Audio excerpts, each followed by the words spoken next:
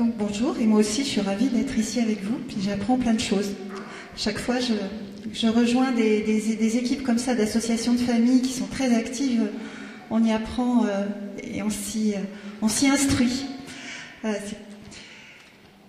C'est le moment pour moi de vous dire un petit mot de ce réseau dont on vous a déjà évoqué certaines des missions. Donc c'est un réseau de santé. En France, nous sommes dotés d'un certain nombre de réseaux de santé pour divers objectifs, le diabète, on a parlé de l'obésité qui est sur un autre format, sur la cancéro, etc. Là, il s'agit d'un réseau assez unique, il en existe 2 en France. On a la chance, de pouvoir s'occuper de ce réseau ici sur Montpellier. Il existe depuis 2009. Et il a été fait à l'initiative d'un médecin généticien qui n'est pas là, mais qui vous salue tous, qui s'appelle le professeur Pierre Sarda, responsable du centre de référence Anomalie de développement ici à Montpellier. Je pense que c'est... Je mets mes lunettes. Merci. Donc voilà, réseau régional de Montpellier jusqu'à Perpignan, en allant jusqu'à la Lozère. Donc ce réseau, c'est un réseau qui est destiné aux personnes, aux enfants et adultes de 0 à 90 ans, porteurs d'anomalies de développement, syndrome malformatif. Donc ça suppose des personnes et des enfants et des adultes qui ont pour la plupart des maladies génétiques, pour 80% d'entre eux, qui ont des problématiques pour une grande part de déficience intellectuelle, avec des malformations associées, avec des problématiques de cardiopathie, d'épilepsie, vraiment des dizaines et des dizaines de problématiques qui en font des situations déjà complexes en soi, puisque souvent il faut avoir un certain nombre de suivis médicaux différents pour pouvoir répondre aux besoins de ces enfants et de ces adultes, et puis ensuite tout le champ médico-social et le champ rééducatif qui s'associe. Donc c'est une problématique souvent compliquée pour les familles qui se retrouvent avec ce genre d'enfants à prendre en main et en soin. Il s'occupe aussi des professionnels. Ici, on est tous, beaucoup d'entre nous sommes, beaucoup d'entre vous vous êtes des parents, mais il y a quelques professionnels dans la salle, et c'est aussi pour eux que ce réseau est fait. Et ils s'intéresse de près, puisqu'on est adossé aux associations de malades, aux associations comme celle du Prader-Willi. Notre mission principale, c'est la suivante, hein. On essaie de constituer un réseau coordonné de prise en charge, adapté, à proximité de là où vit la famille, de tous les éléments médicaux, médico-sociaux, paramédicaux dont va avoir besoin la personne, sans oublier tout l'accompagnement social dont certains d'entre ces familles ont besoin. On a 3-4 objectifs principaux, donc l'amélioration des connaissances et des formations des professionnels et des patients.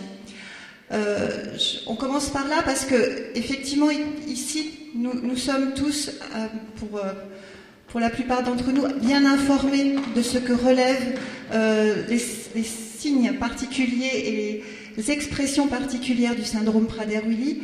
Il va de soi que quand vous allez taper à la porte d'une orthophoniste, d'un kiné de proximité, peut-être que c'est quelque chose qu'il ne connaît absolument pas. Je ne parle pas non plus des équipes médico-sociales qui, pour une part d'entre elles, travaillent à essayer d'aller chercher de la connaissance, mais n'en ont pas forcément toujours tous les éléments. Donc ce réseau s'occupe d'essayer de dispenser de l'information et de la formation auprès de l'ensemble de ces professionnels. Ce faisant, nous faisons des interventions auprès des orthophonistes, des kinésithérapeutes, et on va les parler là, en l'occurrence, c'est quoi un petit enfant porteur de Prader-Willi? Quels sont les signes importants? À quoi il faut faire attention? Nous sommes aussi attentifs à nous rapprocher des institutions médico-éducatives où sont certains de vos enfants. Et nous avons fait récemment avec Jean-Baptiste Meyer une intervention, et nous en referons d'autres d'ailleurs, pour aller auprès des équipes pluridisciplinaires d'IME et expliquer, partager aussi ces informations dont on a tant besoin pour éviter de faire des sottises, passer par les bonnes portes et surtout comprendre mieux le travail qu'il faut mener. Donc, toute une série de formations. Nous faisons également des formations dites grand public où là, parents et professionnels sont réunis. Et dernièrement, nous avions eu la chance d'avoir Madame Thulot qui venait nous parler des problématiques liées à l'alimentation autour des troubles de comportement. Voilà, donc on dispense toute une série de formations différentes, pas tout à fait finies. On a également, du côté de l'information, un site internet qui nous permet d'informer, avec des guides pratiques, des documentations et des moyens de trouver de l'information et des liens avec les autres, et entre autres avec votre association. La coordination des acteurs autour de situations complexes, un mot là-dessus parce que c'est quand même important et je pense que certains jeunes Prader-Willi entrent dans cette catégorie-là, entre guillemets. C'est une mission que nous a octroyée l'ARS, puisque nous sommes financés par l'ARS, donc on est un dispositif d'État, et qui nous demande d'être particulièrement vigilants aux situations de personnes, enfants et adultes, qui présentent une grande complexité. J'entends par complexité une situation de pathologie complexe, on est dans ce cas-là, associée à d'autres pathologies. Je pense à un jeune homme porteur de Prader-Willi qui a ce syndrome, mais qui a aussi une épilepsie sévère. On voit tout de suite qu'on est déjà dans la situation complexe. S'ajoute à ça des familles qui vont se trouver éloignées géographiquement. Cette famille en fait partie. Elle est à plus de 3/4 d'heure de Montpellier, et encore là, on n'est pas très loin. Mais ça peut être aussi Mende, ça peut être aussi Prades dans les Pyrénées-Orientales, ça peut être... Donc, on associe, on voit sur une situation avec une pathologie particulière, plein de problèmes différents. Et cette famille va se retrouver isolée, sans solution, sans savoir à qui s'adresser, loin du centre de référence, certes avec un médecin qui de temps en temps va pouvoir l'aider, mais et le reste du temps, on fait comment? Et qui va lâcher prise. Donc le réseau est un dispositif qui peut se mettre au service de cette famille pour essayer de trouver des solutions, de relier les personnes, pour éviter que les parents y fassent le chemin aller-retour entre le centre de référence, leur kiné, leur ortho, le médico-social qui dit oui, qui dit non, puis qui dit non, parce que c'est trop dur. Et essayer de rallier des partenaires autour d'un enfant ou autour d'un adulte pour dire on se mobilise tous et c'est l'équipe du réseau qui coordonne tout ça. Et on réunit régulièrement des équipes pluriprofessionnelles autour d'une table et on fait le point. Et on avance, et on se rappelle, et on continue. Et on lâche pas. Et on tente de ne pas lâcher parce que c'est des situations où ça lâche. C'est-à-dire que la famille va se retrouver à un moment donné toute seule, dans la nature, parce que trop dur, c'est pas nous, c'est les autres. Non, ben non. Donc autour de ces situations-là, notre petite équipe, on essaie de se mobiliser et on est particulièrement à la disposition de ces situations-là. Donc on nos moyens. Donc notre réseau est adossé donc, à une association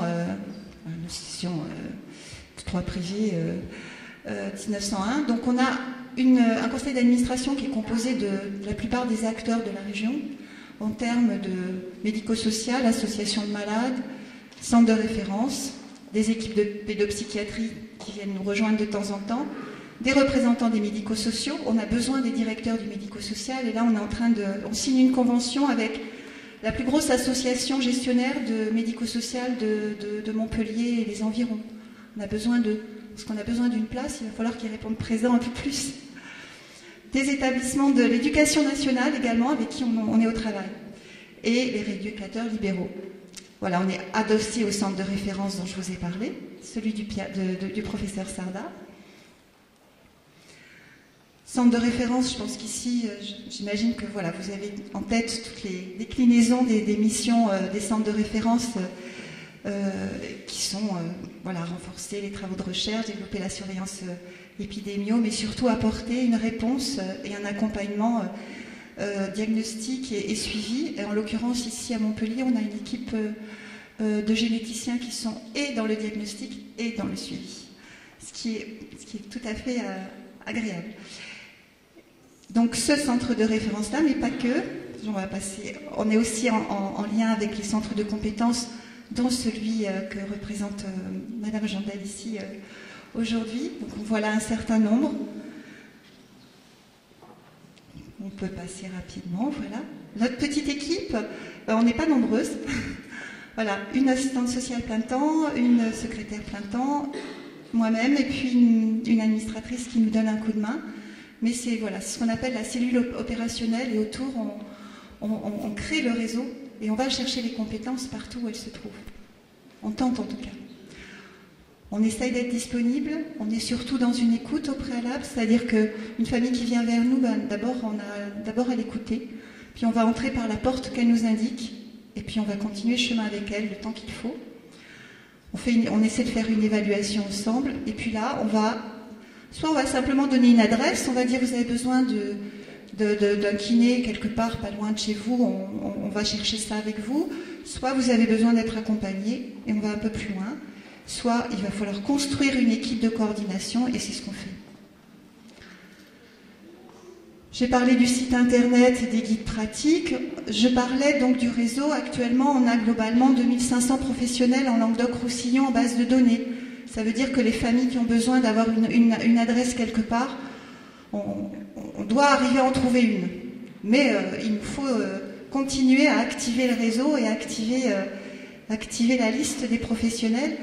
Et pour ça, lorsqu'on fait des formations, on a fait aussi des formations d'orthophonistes, on fait des formations de kiné.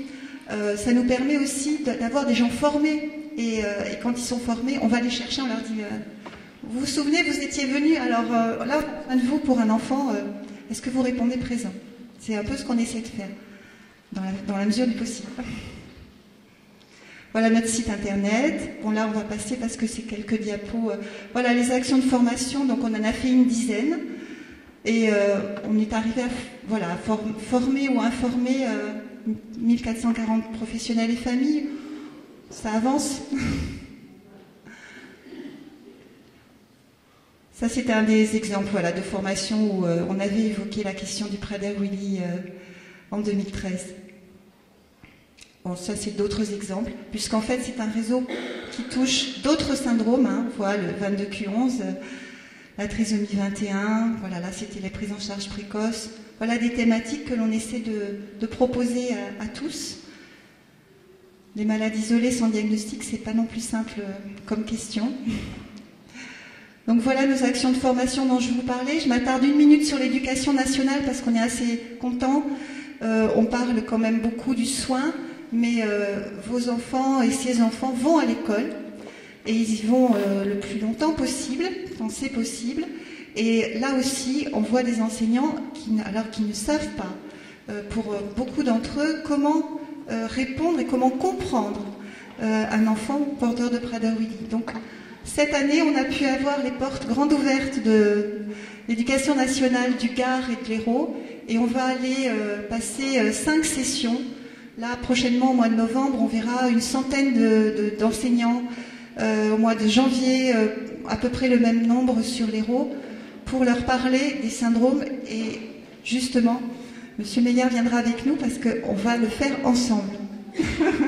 Je vous l'annonce. Ce que je voulais dire par là, c'est que le réseau, il s'appuie sur les connaissances médicales, mais il s'appuie aussi sur l'expertise des familles, et que nous avons tout de suite positionné la transmission d'informations à travers ces deux vecteurs-là. Des médecins savent, des familles savent. Et face à des enseignants, face à du médico-social, c'est ces deux paroles qu'on veut amener en même temps, dans un travail d'écoute mutuelle. Parce qu'il nous semble que c'est que par là qu'on va pouvoir bien avancer. Et l'expertise que les familles ont, on voit tout de suite, d'ailleurs, avec le médico-social, ça répond très vite. Ils sont très intéressés par l'expertise que vous avez de vos enfants. Voilà. Donc, pour terminer, j'essaie d'aller un peu vite, mais pour terminer, le réseau, il porte aussi quelques actions un peu transversales, mais qui concernent beaucoup d'enfants et d'adultes.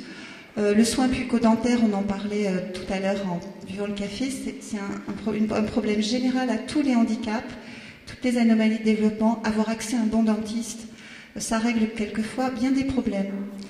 Et c'est loin d'être gagné, mais on essaie d'accompagner cette démarche. On est aussi assez actif actuellement pour essayer de mobiliser la région pour disposer d'un espace de répit pour les familles et les enfants. et pour les familles et les adultes, leurs adultes, c'est-à-dire un lieu où ils puissent passer les vacances en toute sécurité, avec un espace pour la personne porteuse de handicap, mais aussi des espaces sympathiques pour la famille. Voilà, la semaine prochaine, on va à l'Institut Marin Saint-Pierre parler de ça, justement. Celui dont vous parlez, Madame Dalaval, ce matin, avec ce si joli plateforme au bord de la mer. Voilà, c'est un endroit intéressant. J'avais fini tout à l'heure. Tout à fait. Le groupe de parole, donc là aussi on essaie d'offrir un groupe de parole aux frères et sœurs. Je vois qu'il y a un atelier sur les frères et sœurs. La semaine dernière, samedi dernier, il y avait une dizaine de frères et sœurs qui étaient ensemble avec 2 psychologues pour se parler entre 7 et 12 ans. C'est quoi avoir un grand frère ou une petite sœur porteuse de handicap? Voilà, on fait ça aussi au réseau. On appuie des projets de recherche, ceux dont on a parlé avec l'Université Montpellierien là, sur la question du passage à l'âge adulte. Et le petit dernier qui vient de sortir, c'est l'intérêt pour les tablettes tactiles. Alors je ne sais pas si certains d'entre vous ont trouvé un intérêt à cette question-là. D'autres types de handicap et d'autres enfants semblent y trouver un grand intérêt, et je pense aussi au polyhandicap. Donc on est en train de lancer la construction d'un site sur cette question-là avec des professionnels et un groupe de pilotage. Voilà, mais ça c'est un petit peu accessoire. Voilà, nos liens privilégiés, j'en ai déjà un peu parlé. Et voilà.